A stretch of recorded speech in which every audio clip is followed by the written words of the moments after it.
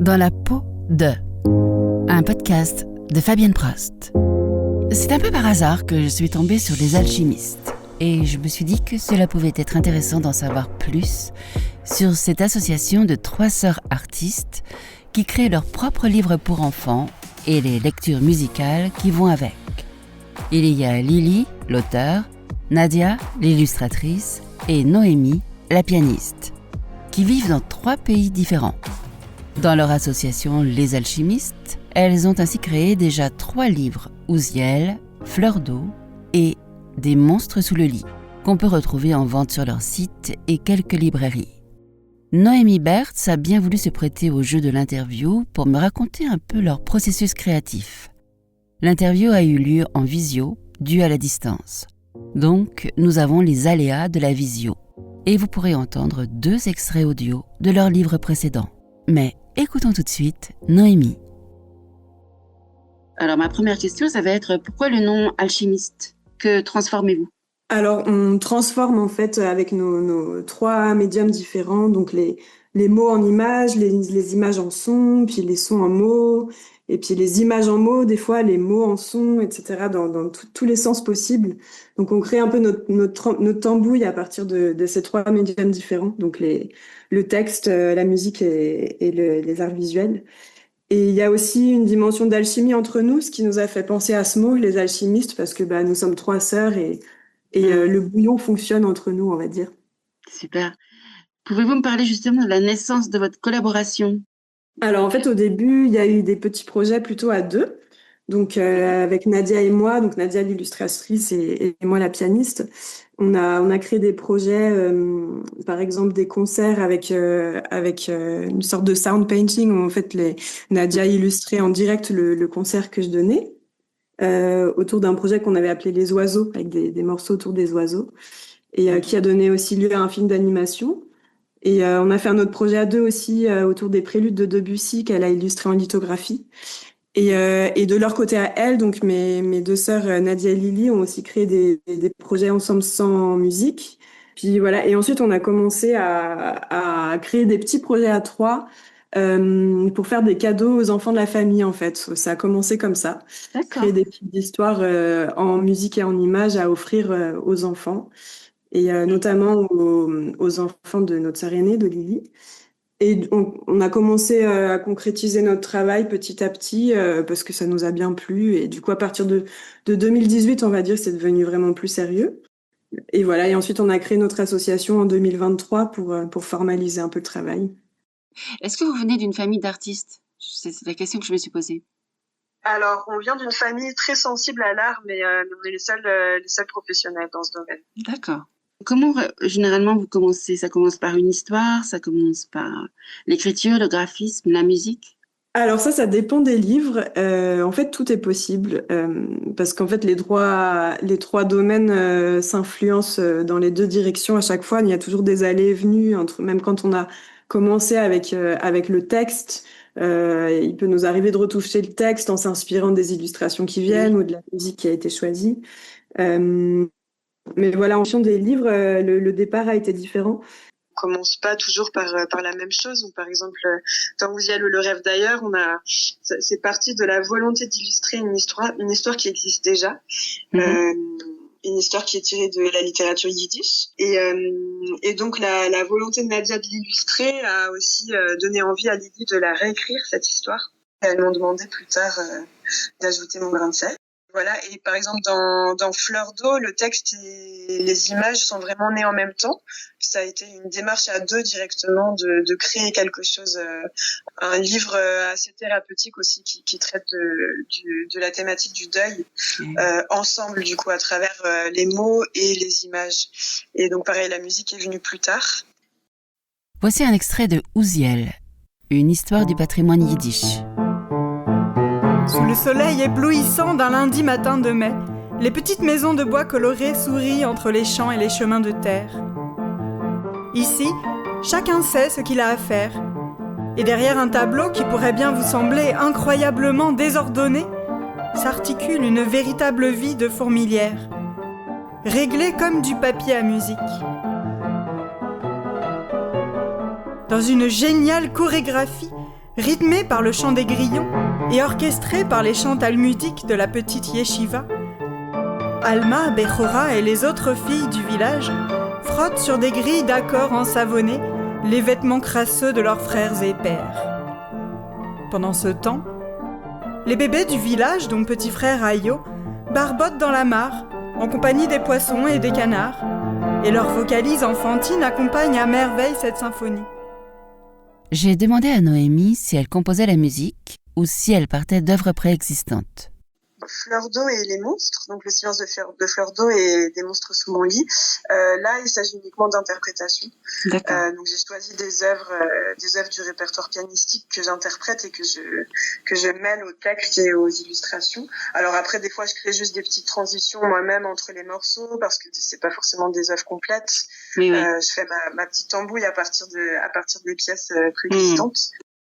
Et dans Ouziel, là, j'ai composé quelques titres et j'ai aussi arrangé des chansons yiddish préexistantes. Voilà. Et dans Mia, donc c'est vraiment un mélange entre des œuvres préexistantes pour piano quatre mains et des petites compositions qu'on fait nous. D'accord. Voilà. Quelle est la ligne éditoriale de votre association Maison d'édition ? Oui, on n'est pas une maison d'édition, on est une association voilà, qui faisons de l'auto-édition pour produire nos créations en autonomie. En fait, notre objectif premier, c'est vraiment de raconter des histoires en mots, en images et en sons. Et après, on a des thématiques assez variées, mais qui retrouvent souvent une volonté de réfléchir sur des sujets, par exemple sur l'identité, sur les relations aux autres, aussi sur la gestion des émotions. Donc voilà, et on a quelque chose d'assez récurrent aussi, c'est qu'en fait, on aime bien s'adresser à des publics différents en même temps. C'est pour les enfants, et en fait, on s'adresse beaucoup aux adultes. D'accord. À travers nos histoires, il y a toujours une petite dimension philosophique ou thérapeutique en fonction des sujets qu'on traite. Alors là, je vais vous poser la question, est-ce que le fait de bien se connaître est un plus de travailler entre sœurs ? Ah oui, alors complètement. Pour nous, c'est uniquement un avantage, malgré ce qu'on pourrait penser, parce que c'est pas forcément toujours facile de travailler en famille, mais chez nous, ça fonctionne très bien.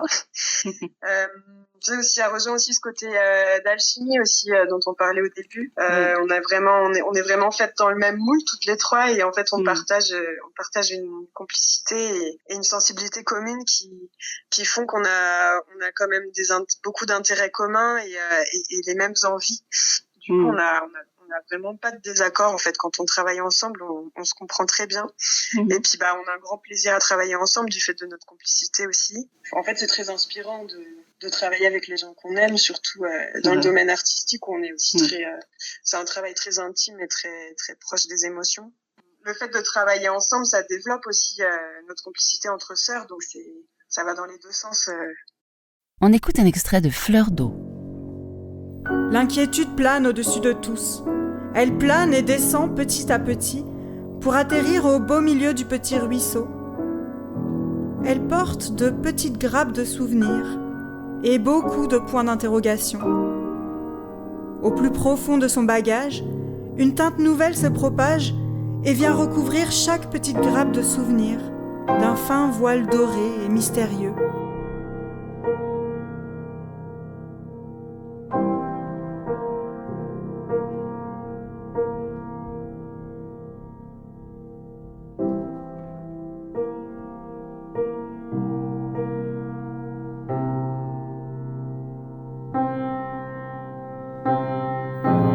La journée est passée, le soleil s'est endormi, mais personne ne trouve le sommeil. Coquelicot est posé sur sa tige ouverte en corolle sous des lunes prostrées. Elle croit entendre le rire lointain de Fleur d'eau qui s'efface dans le silence de la nuit.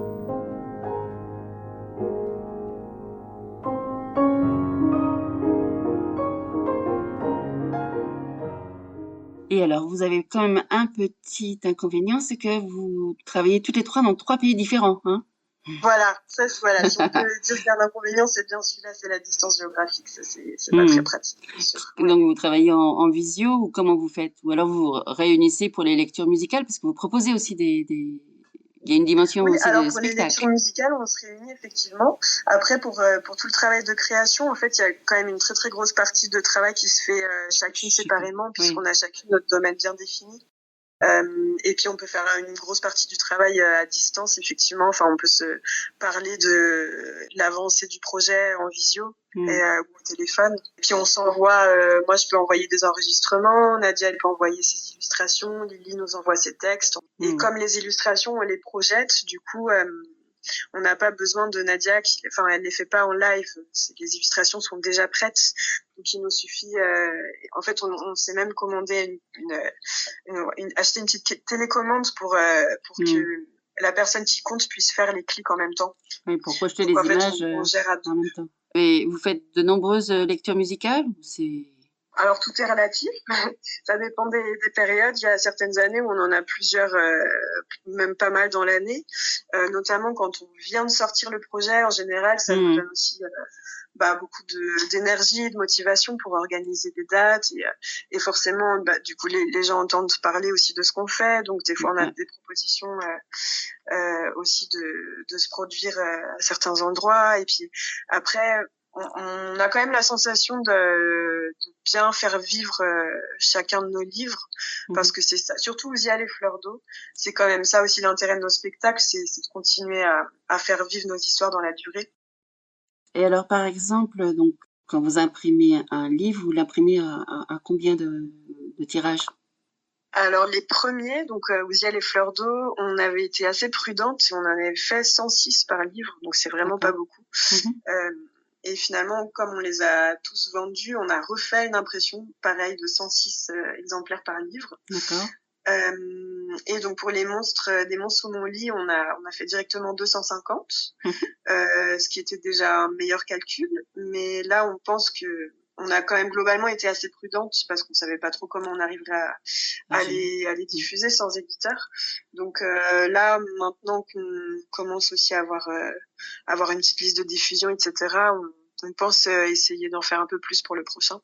Et alors, vous êtes diffusé comment? Donc, par votre site, dans des librairies, en vous produisant sur des lectures musicales Oui, voilà, tout ça. Alors, donc on a une mailing list de gens qui nous suivent, donc qui on donne des nouvelles plus ou moins régulières.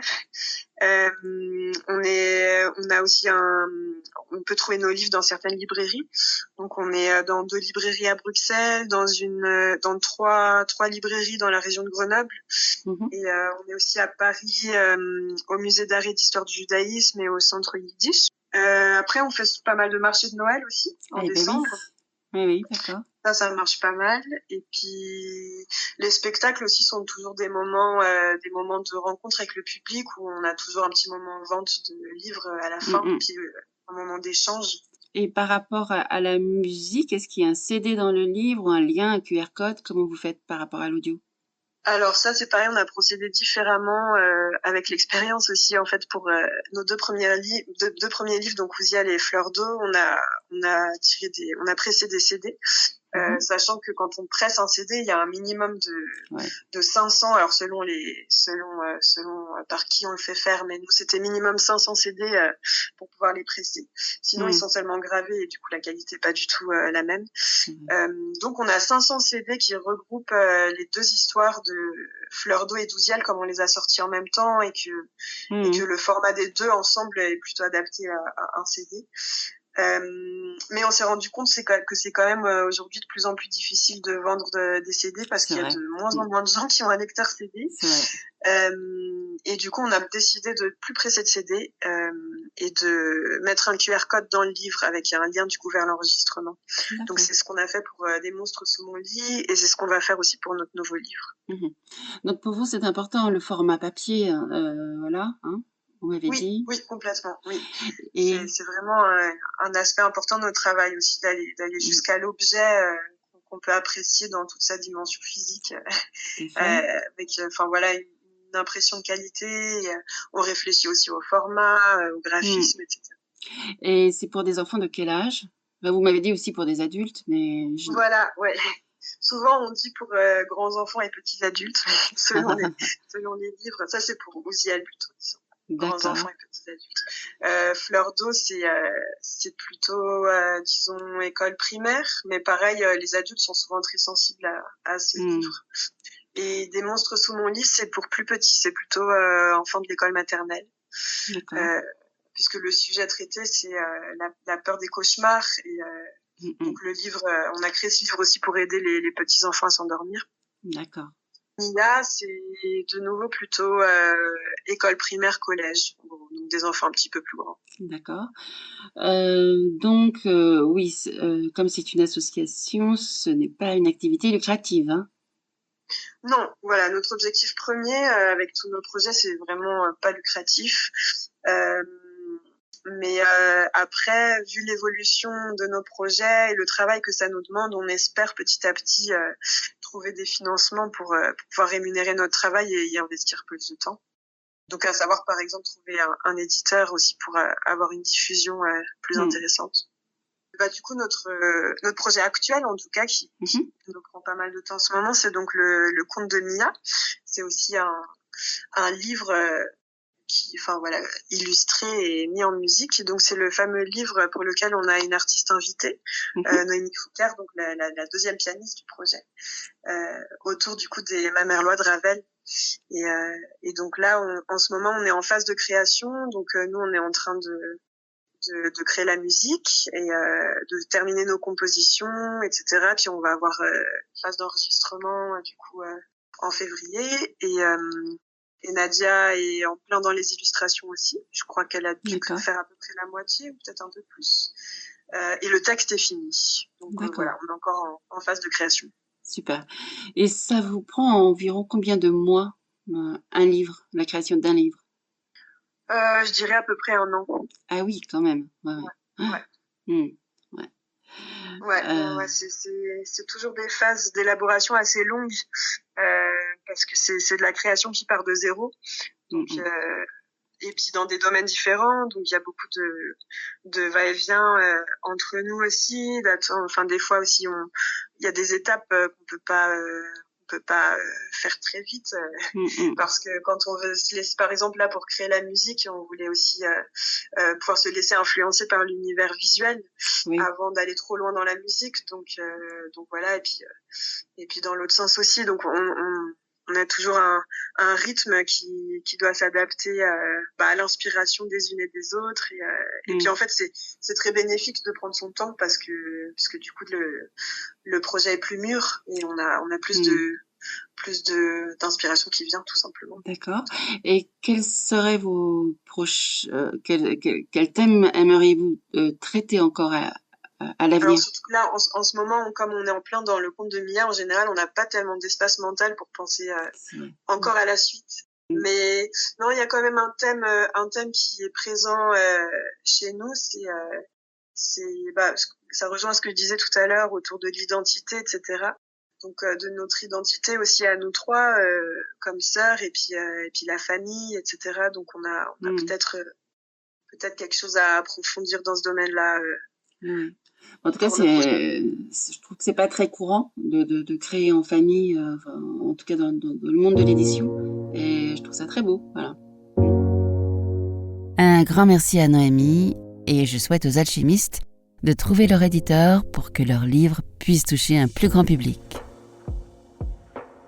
Si vous voulez retrouver les livres des alchimistes, Fleur d'eau, Ouziel et Des monstres sous le lit, de beaux ouvrages avec des histoires originales, de belles illustrations et une histoire contée et mise en musique, allez d'abord sur leur blog, lesalchimistes.home.blog, ou sur leur Instagram ou leur SoundCloud pour les audios. Je vais laisser tous les liens dans la description du podcast. Vous pouvez aussi leur demander les dates de leur lecture musicale en France, Belgique et Allemagne par email. Ce podcast se termine. Vous pouvez le retrouver sur ma chaîne YouTube, mais aussi sur les plateformes de podcasts habituelles, Spotify, Apple Podcasts, Deezer, etc. À bientôt pour de nouvelles rencontres.